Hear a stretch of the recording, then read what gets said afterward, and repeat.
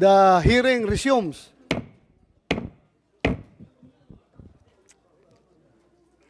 We now proceed with the second part of our hearing on the proposed Senate Resolution number 736, filed by our Minority Floor Leader, Senator Coco Pimentel III, and the privileged speech of Senator Rafi Tolfo regarding the death of Gerhard Jimboy Baltasar last August 2, 2023. Mr. Chair. For the record, Senator Risa Hontiveros also filed proposed Senate Resolution number 742, which also seeks for a legislative inquiry on the death of Jimboy Baltasar, but has not yet been referred to this committee. Salamat maybe- kaayo, maybe Mr. this Chair. afternoon. Lagi. Salamat kaayo, Mr. Chair. Thank you, Senator Risa Hontiveros. I would like to request the Committee Secretary, Lawrence Asierto, to recognize the guests and resource persons present for our investigation in aid of legislation on the death of Jimboy Baltasar and thereafter administer the oath. Comsec, take charge. Thank you, sir. We would like to recognize the following guests. From the Department of Justice, we have Attorney Oliva La Rosa Torrevillas. She is the Deputy State Prosecutor. Afternoon, ma'am. Again. From the Philippine National Police, I'll be mentioning the name of the officers, but not necessarily in the order of seniority. As per listing pa po ito. We have Police Captain Mark Joseph Carpio, Team Leader. Yes, sir. Thank you, sir. We have Police Captain Luisito de la Cruz, Assistant Team Leader. Present, sir. We have Police Captain Juanito Arabejo, Chief Investigation NCPS. Asan siya? Comsec, Yes, sir. how about yung 6 na suspect? Andito? Wala pang binigay yung PNP, sir. Ha? Wala pang binigay na sir, yung PNP. Inimbitahan ba natin yun? Yes, sir. Kasama sila, sir. Included sila sa lister, yung 6 suspects. PNP, hindi nyo dinala? Nandyan daw po, Nandito sir. sila, yung 6? Nasa likod daw po sila, sir. Upo kayo dito. Dito yung 6. Yung suspect. Open dito. Can we have the names of the 6 suspects from the PNP? Pakuha na lang. Ito na. Okay. We also have PCMS Joselito Galvez, investigator. We have PSSG Sami Lianderal, also investigator. We have the Deputy Chief for Administration, Police Lieutenant General Rodel Osor Sermonia. Good afternoon, sir. We have also Police Brigadier General Rizalito G. Gapas, DD Northern Police District. Good afternoon, sir. We have Police Captain Melito B. Pabon, Chief CIS.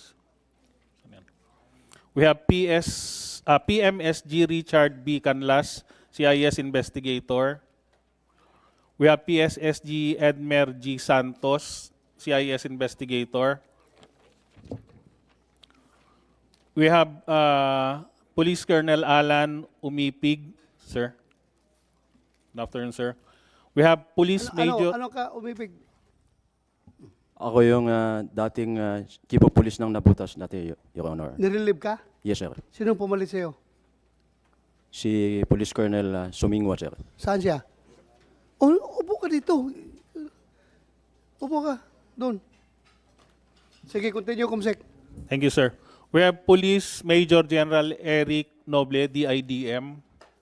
Good afternoon, sir. We also have Police Colonel, COP. We have the 6 personnel, sir, PNP personnel, namely Police PEMS Roberto Balais Jr., PSSG Jerry Maliban, PSSG Antonio Bugayong Jr., PSSG Nico Pines Esquilo, PCPL Edmark Jake Blanco, and Patrolman Benedict Mangada. We also have Attorney Alberto A. Bernardo from the Vice Chairperson and Executive Officer of the National Police Commission. Sir. We also have the Regional Director, Attorney Jimmy from CH. Wala na pala. Sorry. We have Attorney Jasmine Navarro Regino, Director for Protection Cluster, CHR. Good afternoon, Mr. Chair. Good afternoon, Your Honors. We have Mr. Benjamin Banatao, Senior Investigator 3, CHR. Wala na. Okay. Attorney Romel Tinga. Good afternoon, sir. For the information of the body, sir, we have also invited the family and friends of Mr. Jemboy Baltasar. It has been received by one of the family members, but up to this point, sir, they haven't appeared here in the Senate, sir. Thank you, sir. Can we request all the new guests who have not yet not been administered their oath to please stand and raise their right hand for the administration of the oath?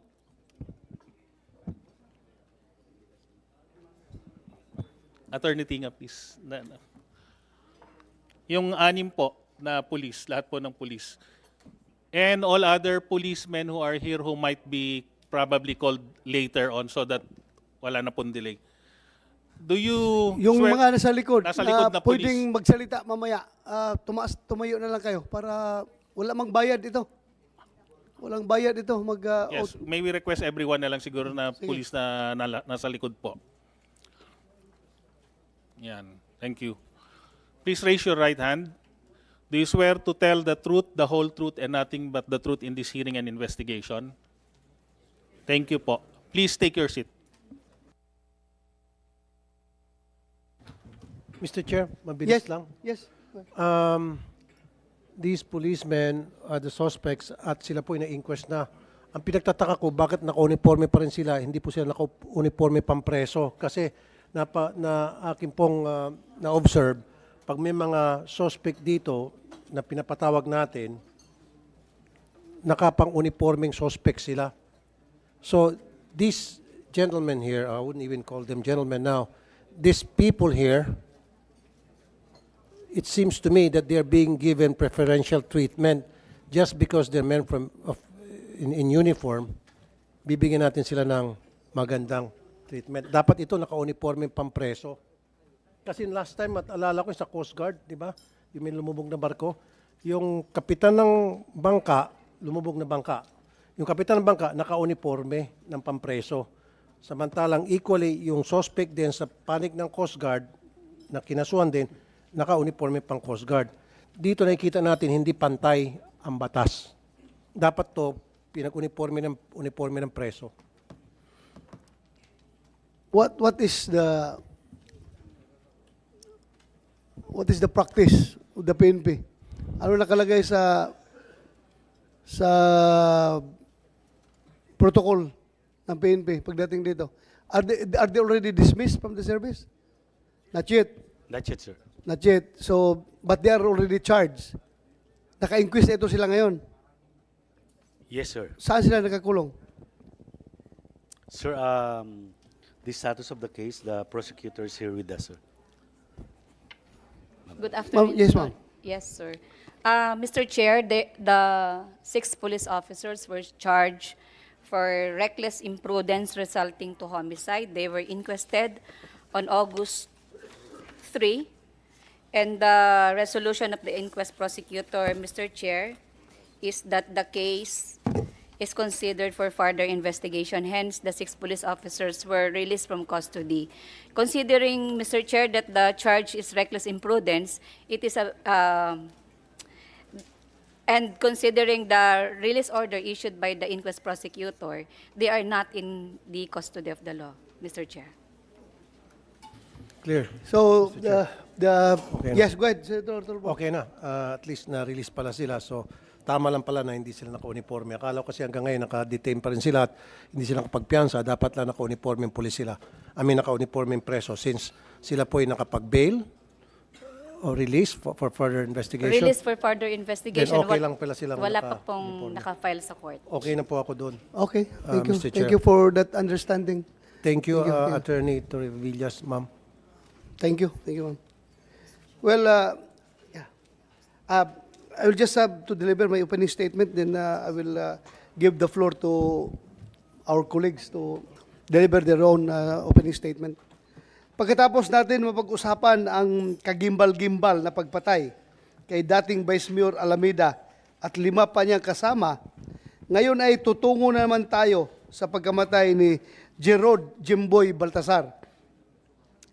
Si Jimboy ay 17 anyos na binatilyo na napatay noong 2 araw ng Agosto, bandang 1:00 ng hapon, habang siya ay nag-aayos ng kanyang bangka kasama ang kanyang kaibigan.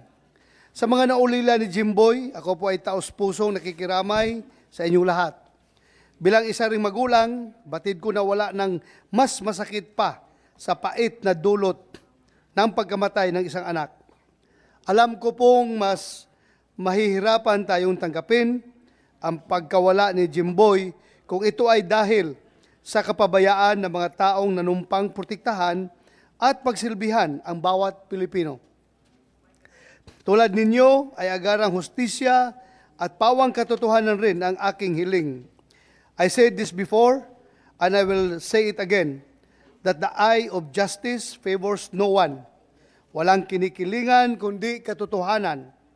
And though we cannot bring innocent life that was lost, as your chairman of the Public Order and Dangerous Drugs and as members of your Senate, we hope to be instrumental in aiding the proper authorities in resolving this case and somehow give comfort to the grieving loved ones of the victim. Similar to all our other hearings, we are here not to point fingers nor to determine the guilt of or innocence of anyone, but we will focus on the policy considerations which must be addressed by our resource persons today. First, whether there has been a breach on the rules of engagement by members of the Nabutas Police Station. Second, whether the PNP guidelines in the use of body-worn cameras has been strictly followed. Third, whether there is sufficient training programs being conducted by the PNP to ensure that their personnel are at all times know policies and procedures on police operations.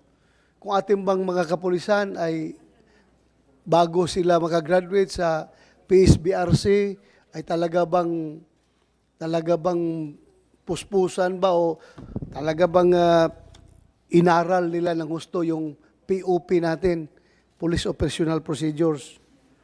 Finally, for the information of the public, we will seek clarification on the status of administrative and criminal cases involving PNP personnel involved in shooting incidents during police operations. Maraming salamat po. This point, I would like to recognize also the presence of Police Brigadier General Melencio Nartatis Jr., the RD of NCRPO, and Police Brigadier General Joker Cuanzo. I would like to yield the floor to Senator Risa Hontiveros for her opening statement. Salamat kaayo, Mr. Chair. Magandang hapon po sa lahat. Lalo na sa mga kamag-anak at kaibigan ni Jemboy na nakikinig sa atin. Taos-pusong pakikiramay po sa inyo. Napakalaki po ng pagitan sa batas at sa pagiging alagad ng batas, the law, and being servants of the law. Nakakalungkot na ngayong hapon, kailangan pa nating harapin na hindi alam ng ilan ng mga kapulisan ang pagkakaiba. Si Jemboy, na nananahimik at naghahanda ng panghanap buhay, itinuring na agad na kahina-hinala at pinaulanan ng bala. 6 versus 1, according to reports. Aba, ano pong akala nyo sa mamamayan? Pang target practice? Nakalimutan nyo na agad Lahat ng training nyo sa de-escalation tactics. At wala man lang po ba sa buong team ang nagsabi ba na maghinay-hinay? Mga sir, you are supposed to preserve life, not take it. Anong masyadong kahina-hinala, suspicious, o threatening sa pag-ayos, paglilinis ng bangka na kinailangang mga miyembro pa ng SWAT at intelligence service ang re-responde sa isang 17 anyos na wala namang kadaladalang armas. At pagkatapos nyong pagbabarilin, iniwan nyo ang katawan ng biktima na labag sa mga alituntunin ng PNP. Kaninong desisyon na iwan at iabandona ang katawan ni Jemboy? Sinabihan po ang isang witness ng isang armado na nagpakilalang pulis na, quote, sabihin na may droga si Jemboy, close quote. At amin itong kinumpirma sa abogado niya. Before this committee, before our chair, before the leadership of the PNP na nandirito, hinihingi ko po sa ating kapulisan na tiyakin ang kaligtasan ng witness na ito. At kung wag naman sana may mangyari sa kanya at sa sino mang miyembro ng kanyang pamilya, ay kayo po ang ating mga alagad sa PNP sa pamamagitan ngayong hapon ni Police Lieutenant General Sermonia. Kayo po ang papapanagutin ko. At hindi pa natatapos dyan ang kalbaryo ng pamilya ni Jemboy. Ilang araw matapos nilang mamatayan ng anak, reckless imprudence resulting in homicide ang naging kaso ng mga sangkot. Parang ang lumalabas, aksidente lang ang nangyari na walang intensyong pumatay nang pinaulanan nila ng bala ang bata. I want to know the reasoning behind the filing of such a case. Yang lahat-lahat na yan na ba ang sinasabing new era of policing? Let me reiterate the statement of Caloocan Bishop Pablo Virgilio David. Hindi kayo inatasan, binihisan ng uniforme, inarmasan, at binabayaran mula sa buwis ng bayan para pumatay. Kaya nga may guidelines ang PNP mula Intelligence Operational Plan, andyan ang PNP Manual, dapat may incident report, hanggang sa bawat bala na ipinutok ninyo sa operation, everything should be accounted for. Sa kasamaang palad, nagtitipon tayo ngayong hapon dahil maraming hindi nasunod sa sistema. Ang sinumpaan po ninyo ay maayos at matapat na paglilingkod. Pero imbes na serve and protect, naging harm and oppress. Lalo na para kay Jemboy.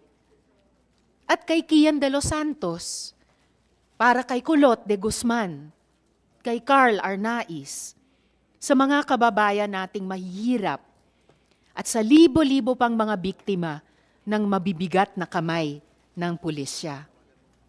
Totoo, ibang kalbaryo pa ang pagiging mahirap, lalo na dito sa Pilipinas. But let's strive for a country where being poor does not paint a target on one's back. Salamat po, Mr. Chair. Thank you, Senator Rizal Tiveros. Before I yield to Senator Tulfo, I would like to ask Senator Tiveros kung nasaan na yung sinasabi mong witness. Nasa witness protection program na ba o sino may hawak? Para matulungan natin, para... Salamat kaayo, Mr. Chair. Wala pa po siya sa Witness Protection Program, pero ifo-forward ko po sa kanilang abogado yung inyong mungkahi. Yes, Salamat kaayo, Mr. Chair. Tulungan natin na Talagang salamat. ma-secure siya. Senator Tolpo, you have the floor. Thank you, Mr. Chair. My radio program, Wanted sa Radyo, started back in 1997, if I'm not mistaken. That's more than almost 25 years ago. And from the start, from the get-go, the complaints mostly I receive are complaints against the abuses of being done by policemen, lalong-lalo na itong mga mabababang ranggo. At that time, PO1, PO2, PO3. Ngayon, corporal and pataas. Sila talaga palagi ang nagkakaproblema. So, nakikita ko rito, mukhang kailangan na natin i-overhaul yung screening, recruitment screening, and training ng ating PNP. Bulok na, hindi na gumagana. Kasi paulit-ulit na lang, Mr. Chair. 25 years ago, pareho pa rin hanggang ngayon yung kalakaran. Pang-abuso ng mga pulis, lalo pa ito mabababa ang ranggo. Kagagraduate lang sa PNP, wala pang 1 linggo na maril ng bugbog. Ganon yung mga kasong nahawakan ko before, Mr. Chair. Nagpaplanta ng mga ebidensya. There is really something very, very wrong sa screening process ng ating PNP. Lalo na siguro sa neuropsychiatric exam. Siguro kailangan baguhin na yung format ng neuro exam. Dahil kung maayos sana yung psychiatric exam, neuropsychiatric exam, maganda ang pagka-craft. Itong 6 siguro hindi nakalusot, nasara sana ito. Paulit-ulit na lang, ibig sabihin, hindi na umuubra yung screening in place para masara itong mga bulok na itlog. What I'm saying here is, maraming bulok na itlog pero mas marami pa rin ang mga matitinong pulis. Pero dahil sa yung ginagawa nilang matindi, yung kasalanan ng matindi at karumal-dumal tulad nito, tuloy pati yung ibang matitino na pulis na mamantsahan dahil sa pinanggagawa na mga ito. It's about time that we revisit that Police Operational Procedure Manual. Siguro, Mr. Chair, from the recruitment and then sa recruitment dun sa interview, screening, and then siguro dun sa neuropsychiatric exam, and then training. Paigtingin pa talaga para wala na makalusot, masasara itong mga bulok na itlog kung tawagin. Pangalawa, napansin ko yung culture of violence.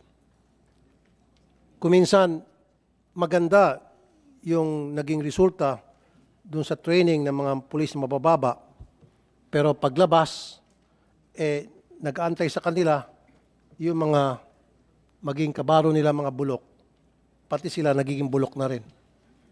There are times, even their officers, kasi loko-loko yung opisyal nila. It follows necessarily kung loko-loko si opisyal, natural si mga tao, loko-loko na rin. Marami sa mga pulis natin, hindi naman lahat, kaya gusto maging pulis dahil mga siga sa kalye para pagdating sa PNP, legit na ang kanilang pagiging siga-sigaan. So, ibig sabihin, kulang ginagawa natin background checking. Kulang yung ginagawa natin pag-iimbestiga kung karapat-dapat sila maging pulis. In fact, there are other countries like Japan and even in the US, bago ka maging pulis, idadaan ka muna sa polygraph test para malaman yung karakter mo. May mga katanungan doon para ma-screen kung talaga nagsabi ka na totoo tungkol sa iyong past. Base doon sa records na nakalap ng mga investigador. Dito sa atin, wala pong ganon, Mr. Chair. Ngayon, kung malakas ka, kahit na bumagsak ka sa neuro exam, igugo ka na lang. And this, I can personally attest, many years ago, dito may kita mo na talagang failure itong neuro exam na kinakandak ng PNP na dapat baguhin. Many years ago, May nireklamo sa aking kernel. Kernel po ito, na doktor at the same time, sa Kamkrame.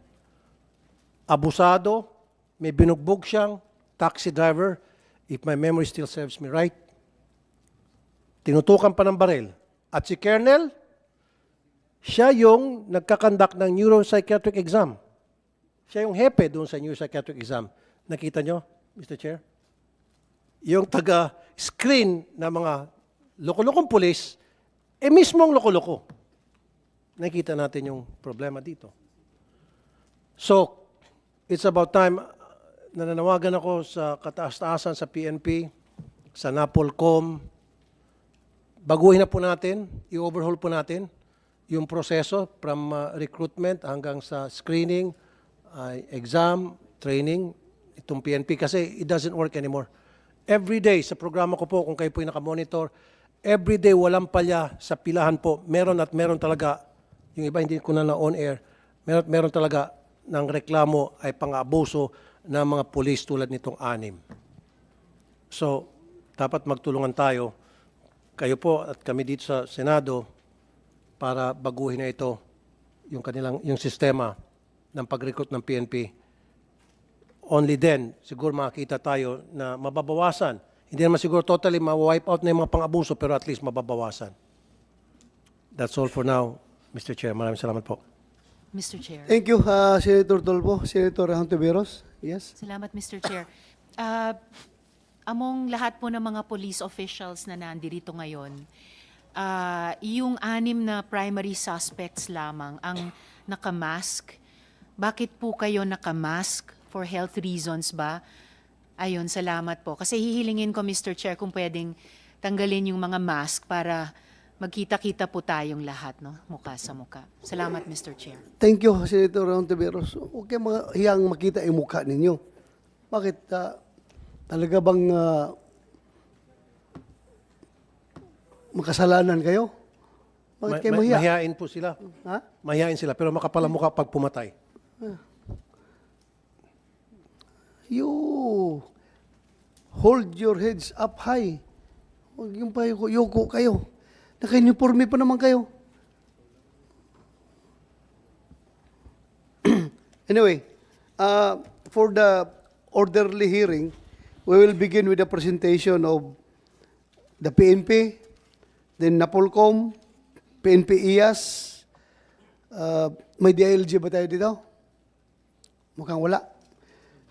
Na-invite sila pero walang pinarating. Meron pa taga DILG? Wala. The family of Jemboy Baltasar, pero hindi rin dumating. DOJ, NBI, CHR. So, before I yield the floor to PNP, talungin mo ko muna kayo, meron bang tsansa na makalusot ang isang bagsak sa neuro? O kaya yung neuro, pwede ba natin mapapalusutan? Your honest opinion. Pwede ba madiskartehan ang neuro? Kasi during my time, when I was the chief PNP, I made it sure. Sabi ko sa screening committee, malusutan na lang kayo ng ibang palusot dyan, except yung involved sa drugs at saka yung neuro. Non-negotiable talaga yung neuro. Kasi ilang beses na tayo nagka-problema ng pulis na may katok talaga na namamaril na walang rason. Yan ang pinaka-importante. May hawak na armas. Dapat talaga yung neuropsychiatric test and evaluation nila ay talagang to the letter, religiously being conducted. Ewan ko kung mapapalusutan ba tayo. Mayroon ba tayo health service dito? Anyway, you're the number 2 man, di ba? You are the Deputy Chief for Administration. That is under your turf. Administrative matters. Yung recruitment is nasa iyo yan. Administrative. Mr. Chair, Yes. pwede Yes, kong go ahead, sagutin Yes. half yung sagot mo. Yeah. Pwede malusutan, yes. Kasi po, hindi nagbabago yung questions yung questionnaire. So yung mga nakatake ngayon, ipapasa lang dun sa mga kakilala nila na gusto mag-take next time. pare-pareho lang po yung tanong. Kung hindi, binabaliktad-baliktad, pero yung contents almost pretty much the same. So, nami-memorize na po yung sagot. Tapos, multiple choice pa. So, mas madaling makabisado at mas madaling malusutan. At balita ko pa po, kapag ikaw ay bumagsak sa neuro exam, pwede kang papasahin. Bibihira, kasi kung sabihin ng PNP, hindi ka malusot, then give us a record, a data of policeman na hindi naging police dahil bumagsak sa neuro, ilan sa kanila. We need to see that data. Yes, Mr. Chair. you can, DPRM, may record yan. Alam kong DPRM may record kung ilan yung hindi pumasa sa neuro psychiatric test during recruitment. Ipakita nyo mamaya, produce niyo. Health Service, may record yan sila kung ilan yung bumagsak sa neuro. And then we need the name para masiguro na talagang bagsak sila at hindi na sila nakabalik. Yes. Mr. Chair. Sige. Kasi may mga balita din ako, bumagsak ngayon and then nag-retake, nakapasa na. After 6 months, pwede sila mag-retake. So meaning after 6 months, nagkakuha na yung kanyang lunatic tendency or yung kanyang criminal tendency na na-determine through neuropsychiatric test ay nawawala na? Pwede na after 6 months? Dapat Ano ba? hindi. Di ba? Dapat hindi, Mr. Chair, kung ang tatanungin. Kung bumagsak ka, bagsak ka na talaga, hindi na pwede. Dahil ibig sabihin, meron kang criminal tendency, meron kang, sabi mo, lunatic tendency. So bakit mo bigyan another chance? Maliban na lamang kung siya ay nagparehab, siya ay nagpagamot, siya ay nakipag-counseling sa isang psychiatrist, then gumaling na siya, kaya siya nakapasa. Pero kung 6 months nagpahinga lang siya and then nakakuha siya ng leakage tungkol dun sa mga questions, so na-memorize niya, nag-retake siya, pumasa na siya, dapat hindi na. Kung akong tatanungin. Yan siguro dahilan kung bakit ang dami mga abusadong pulis dahil nakakalusot, hindi nasasara doon sa neuropsychiatric exam. So sabi mo 6 months, retake ulit, pasado na. So wala kayo siguro may bibigay sa aming record ng mga pulis na nag-take ng neuropsychiatric exam na bumagsak and then hindi na naging pulis muli. Kasi pala merong retake program. So lahat sila mag-retake lang, naging pulis na. Useless yun.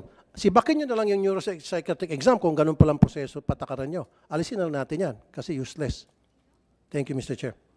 Thank you, Senator Tolpo. That is a very valid observation. Ngayon ko nga lang na-realize, di ba? Eh kung ang basis na pag-deny sa'yo, binagsak ka ng neuro dahil nakita doon na meron kang criminal tendency, after 6 months pinaretake ka, pumasa ka, so dala-dala mo pa rin yung criminal tendency mo doon sa serbisyo. Di ba? Hindi mo nakukorek yung behavior ng tao within 6 months. Di ba? Bakit pa bigyan ng retake? Mabuti na-open up yan ngayon. Yeah, go ahead. Sir, in relation to psycho and psychiatric examination, meron po kaming regular, ito po yung every promotions ay nag-undergo po ang ating mga kapulisan kahit na sila ay pulis na. And at the same time, sir, meron kaming every year, ito po yung mga operatives natin are subjected for neuropsychiatric examination, yung mga involved sa operations.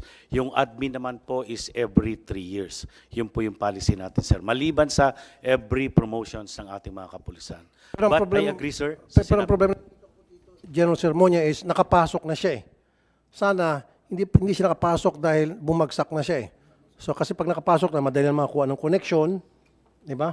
Alam na niya kung paano yung pasikot-sikot through the help of some people, some connections.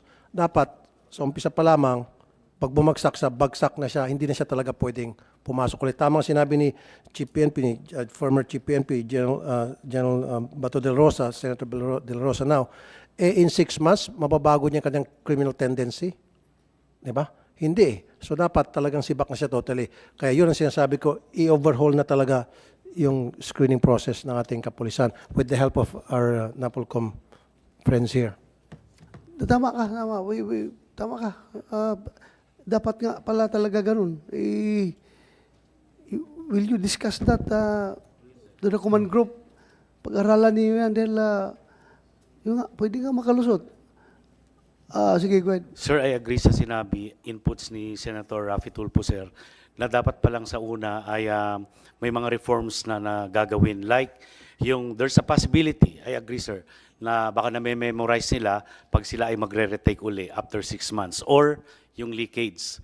Though ang aming health service po ay napaka-stricto po sa palisiya at ako mismo ang witness, sir, na kahit mga kakilala, marami, sir, na mga nagpapatulong. Pag bumagsak talaga ng neuropsychiatric exam, ay wala po talagang second chance. Pero Alam the ko, possibility na may leak, yun po yung titignan namin, sir. Kahit Yes, na sir. chief PNP, makiusap, kahit isa LG, Tama po, makiusap sa health service na ito, bata ko ito, kapitbahay ko ito, okay, pamangkin ko ito, palusutin nyo, euro lang naman yan eh. Ang sagot palagi ng health service, sir, makiusap ka na lang ng ibang pakiusap, wag lang yung euro. Euro. Dahil utak po yan ng tao pinag-usapan. Pero yung nga, yung punto ni Senator Tulfo na bakit pagbigyan pa mag-retake? Ewan ko, I think there must be a compelling reason for this. Bakit nyo binigyan ng chance na mag-retake after 6 months?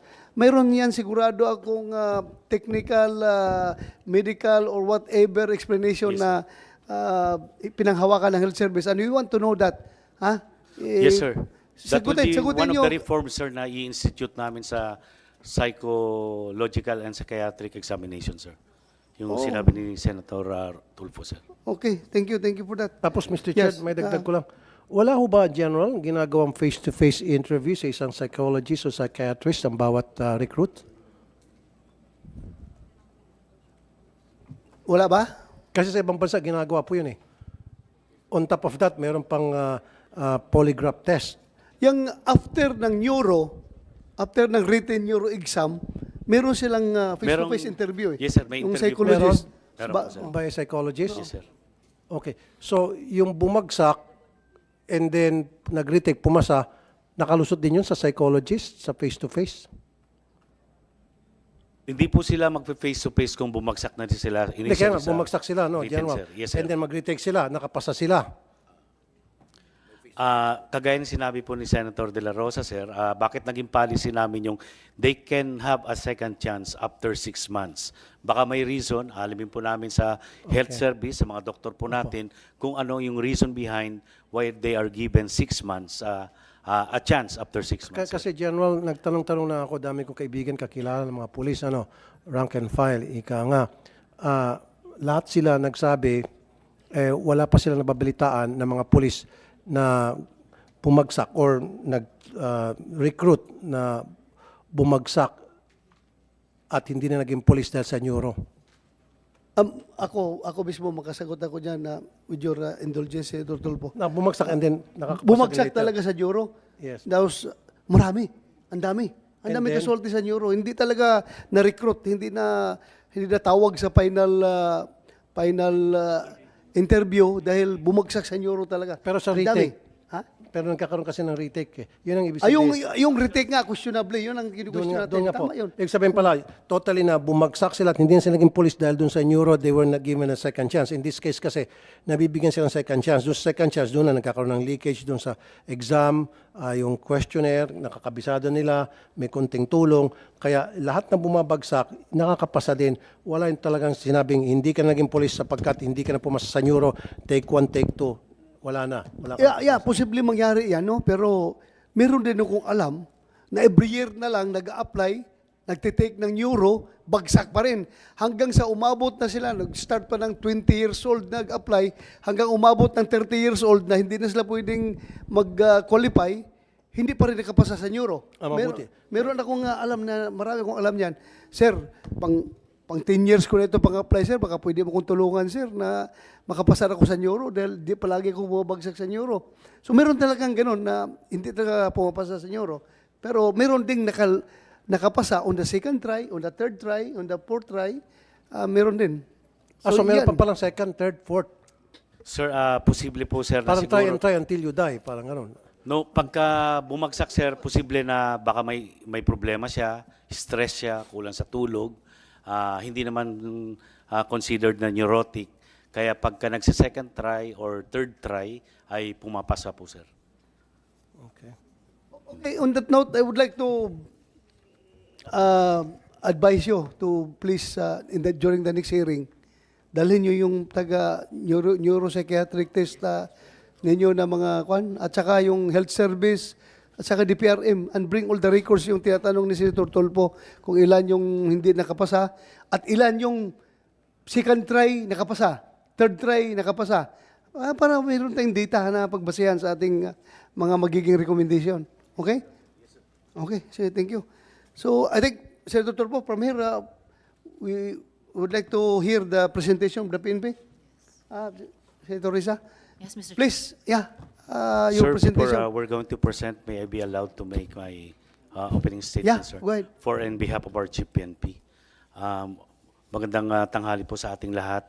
Of course, una sa lahat ay nagpapasalamat ako sa imbitasyon mula sa ating former Chief PNP at ngayon ay Senador Ronald Bato de la Rosa. Nagpapasalamat din po kami, sir, ma'am, sa ating mga miyembro ng Committee on Peace, Public Order and Dangerous Drugs, Senator Raffy Tulfo, sir, Senator Risa Ontiveros, ma'am, sa inyong masigasig na pagsusulong ng mga napapanahong pulisiya at batas sa kapayapaan at kaayusan. Kami po sa Philippine National Police, sa pamumuno po ng aming Chief PNP, General Benjamin Acorde Jr., ay nakikiisa sa ating Senado sa pagbabalangkas ng mga solusyon sa mga lumulutang sa kasalukuyan na problema sa implementasyon ng ating kampanya kontra krimen, illegal na droga at pati na sa aspeto sa pagsunod ng internal disciplinary mechanism, police operational procedure at doctrine of command responsibility. Kaisa kami sa damdamin ng ating mga kababayan sa pagkakabahala sa matinding epekto sa imahe ng PNP, ng mga kalabisan at sinagawang operasyon ng mga mangingilan-ngilang miyembro ng PNP. Kasama na po dyan yung nangyari kay Jemboy Baltazar. Katulad ninyo, labis na lungkot din ang aming nararamdaman ng aming malaman yung nangyari sa Navotas. Katulad ng mga kababayan natin, galit din ang aming nararamdaman nang pumutok sa balita ang hindi katanggap-tanggap na mistaken identity or sabihin natin na lapses on the judgment of the operatives na nagresulta sa pagkamatay ng isang teenager sa ilalim ng tulay sa Navotas City. Bilang Deputy Chief PNP for Administration na siyang nangangalaga sa moral at welfare ng ating kapulisan, inaamin ko na demoralisado ang 228,000 sa hanay ng PNP bunga ng mga nakakahiyang pangyayaring ito. Kami din pong mga pulis, tinatanong namin ang aming sarili, ganito pa rin ba tayo ngayon? Ako po ay pulis ng more than 30 years na. Kung ako po ang tatanungin, masasabi kong ito ay malinaw na betrayal of public trust o pagtataksil sa tiwala ng taong bayan kung kaya hindi namin palalampasin ang mga kasong ito. Lumalabas sa aming initial inquiry na totoong may lapses sa pagsunod sa police operational procedure, internal discipline at policies on command responsibility ang mga pulis natin na nasangkot sa mga nabanggit na insidente. Napansin din namin na kulang sa pagsunod sa patakaran ng First Continuum, human rights at community relations itong mga pulis natin na nasangkot. Sa totoo lang, ang PNP leadership has already adopted a change of mindset for the good of everybody. Salamat sa gabay sa PNP ng mahal na Pangulong Ferdinand Marcos Jr. Ang lahat ng aming policies and programs ngayon ay nakalinya sa intensyon ng Pangulo for the PNP to manifest moral ascendancy, integrity, accountability, and continuity of public rapport. Hangad namin na ang PNP ay maging instrumento ng good governance. Kaya nga po, sa pamumuno ng ating buting Secretary of the Interior and Local Government, Atty. Benjamin Abalos Jr. at ng PNP, Chief General Benjamin Acorde Jr., sinimulan na po natin itong nakaraang linggo ang masinsinang pagbaba sa mga iba't ibang lower units commander natin at nire-repaso po natin ang mga pagdidismiss ng mga cases ng mga pulis na natatanggal sa pwesto at muli na nakakabalik. Binubusisi kung paano nangyari pang makabalik sa serbisyo ang mga pulis na na-dismiss sa iba't ibang kaso ng anomalya at pang-aabuso. At sino ang dapat managot sa pagkakabalik ng mga ito ng mga nasibak na sa serbisyo. Dahil hindi po kami papayag na yung mga nadidismiss ay nakakabalik pa. Para naman ma-discourage ang mga pulis na sumangkot o nasasangkot pa sa mga anomalya, we will tag and hold the salary of erring PNP personnel. Sa totoo lang, nahiya kami sa kabila ng itinaas ng sweldo ng pulis, actually na doble po, ay may ilan pa ding hindi nakukontento at sumasangkot sa anomalya, krimen at pang-aabuso. Sa amin ding paiigtingin ang pagpapatupad ng one-strike policy sa mga kaso ng illegal na droga at three-strike policy naman sa aspeto ng command responsibility o yung guidelines on the accountability of immediate officers or commanders for the involvement of their subordinates in criminal offenses and implementation of three-strike policy. Katulad ng ginawa namin sa Navotas City, agad po ay sinibak agad ang hepe dahil sa insidenteng naglagay sa kahiyaan ng buong PNP, sa ating gobyerno at sa liderato ng Pangulo. Hindi na namin hihintayin ang makadalawang strike pa ulit ang commander. Outright po ay i-relieve po natin. Gaya ng nangyari po sa hepe ng Navotas for violating the doctrine of command responsibility. Bilang tugon sa panawagan ng taong bayan na aming tututukan ang pagsunod ng ating kapulisan sa mga patakaran ng internal disciplinary mechanism at police operational procedure at ang doctrine of command responsibility, kami po mismo ang nasa at mga nasa liderato ng PNP sa Campo Crame ay bumaba na sa mga regional, provincial, down to the police station para i-remind ang mga reinvigorated policies namin sa police operational procedure, ang aming pong internal disciplinary mechanism na sinimulan po nung Chief PNP pa po ang ating kagalang-galang na Senator Ronald De La Rosa. Actually po ay katatapos lang po namin na personal na pumunta. Sa kautusan po ng ating Secretary at ang ating Chief PNP ay ako mismo ang pumunta sa Southern Tagalog, that is in 4A, 4B, and Region 5 noong nakaraang linggo para kausapin namin ng personal ang aming mga unit commanders. Ganon din po ang ginawa namin sa National Capital Region noong nakaraang linggo.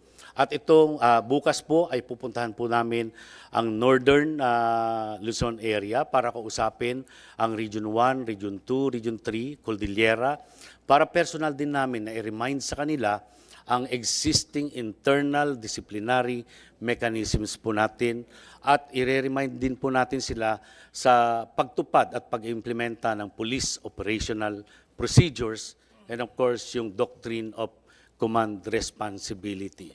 Nakita po namin na positibo po ang pagtanggap ng aming commanders last week. Parang siguro kailangan po na i-remind sila, sir. At panagutin ang bawat commander, anumang level, kung nagkasala ang kanilang mga tao. Inutusan po natin na dapat personally ay gagawin ng lahat ng mga commanders namin, nakausapin at i-remind yung sinabi kanina ni Senator Raffy Tulfo na mga patrolman, mga sarhento, para makausap namin at i-remind itong mga existing policies po natin patungkol po sa internal disciplinary mechanism, yung police operational procedures po natin, at yung doctrine of command responsibilities. Ito mga susunod na linggo ay pupuntahan po rin natin ang Visayas regions, then susunod din po natin ang Mindanao regions para ipaintindi, ipaalam sa ating mga tauhan ng personal itong mga existing policies nila. Hindi po kami nagkulang sa national headquarters, pero nakakalungkot po na may mga nangyayaring ganito na nakakaapekto po ng moral at welfare at imahe ng buong organisasyon. Rest assured to our honorable senators na hindi po namin papayagan na ito ay mangyayari pa muli. Pero kung may mga pangyayaring ganito uli, ay makakaasa po kayo that they will be punished. They're going to face the consequences. Dismissal, suspension, demotion, depende po sa magiging kaso ng ating mga kapulisan. Muli sir, sa ating pong committee on public order at dangerous drugs, maraming salamat sa pagbigay niyo po ng opportunity sa amin for and in behalf of our SILG, Attorney Benhar Abalos Jr. at ang ating Chief PNP, General Benjamin Acorda Jr. po. Thank you.